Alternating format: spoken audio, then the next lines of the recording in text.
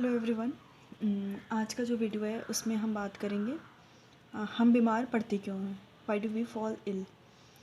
तो जो ऐसा आयुर्वेदा में बोला जाता है कि हम निदान का जब सेवन करते हैं, निदान होता क्या है कि जो व्याधि होती है, जो डिजीज़ होता है, उसका जो साधन होता है उसको उसका सेवन करते हैं, उसे निदान कहते हैं। तो निदान क्या है, 3 तरीके का होता है, आहारज, विहारज और मानसिक। अब हम बात करेंगे आहारज के बारे में। जो आहार होता है, कैसा हमारा आहार है वैसा हमारा स्वास्थ्य होगा। अगर हम उपवास रखते हैं, अधिक मात्रा में भोजन करते हैं, तो भी हमारे जो दोष होते हैं दूषित हो जाते हैं। ठीक है, तो अधिक मात्रा में अगर हम भोजन करते हैं तो क्या होता है, जो वाता पित्ता कफा या लंबे समय तक उपवास रखते हैं तो हमारे जो दोष होते हैं वाता पित्ता कफा वो दूषित हो जाता है। अध्यसन में क्या होता है कि अभी हमने खाना खाया और वो पचा नहीं, फिर आप तुरंत खाना खा ले रहे हो, तो इसमें भी हमारे जो दोष होते हैं वो दूषित हो जाते हैं।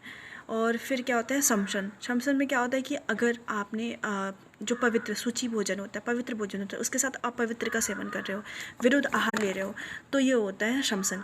तो शमशन, अध्यसन और अतिमात्रा, उपवास, ये सब चीज़ें हमें सेवन, ये निदान होता है, इनका सेवन नहीं करना चाहिए। अगर हम नहीं करेंगे तो हम स्वस्थ रहेंगे और हम बीमार नहीं पड़ेंगे। तो इस तरीके से हम कह सकते हैं कि हमारा जो आहारज होता है ये हमारे स्वास्थ्य पर निर्भर करता है कि हमारा स्वास्थ्य कैसा होगा। अब हम बात करेंगे विहारज, कि हमारा विहार कैसा है। विहार कह सकते हैं कि हमारा दिनचर्या कैसा है।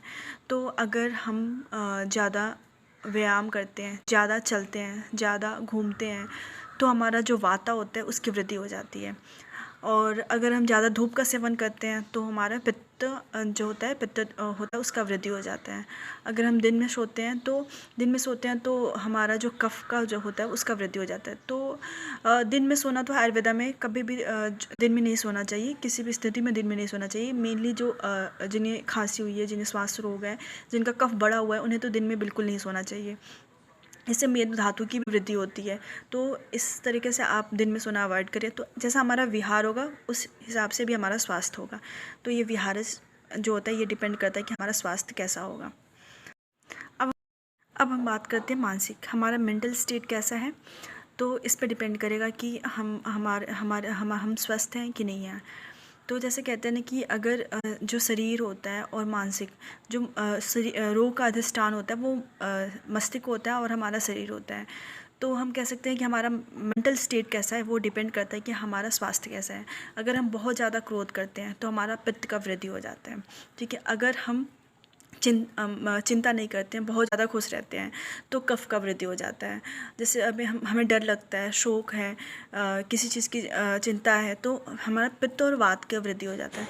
तो ये कह सकते हैं जैसा हमारा मेंटल स्टेट है वैसा हमारे जो दोष होते हैं वो कुपित होते हैं, और वैसा ही हमारे शरीर में व्याधि, हमारे डिजीज्ड पर्सन हो जाते हैं।